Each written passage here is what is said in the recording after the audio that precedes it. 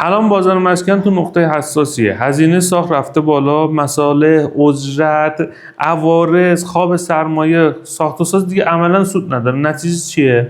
سازنده عقب میکشه، سرمایه‌گذار فرار میکنه، پروانه کم میشه، عرضه میخوابه.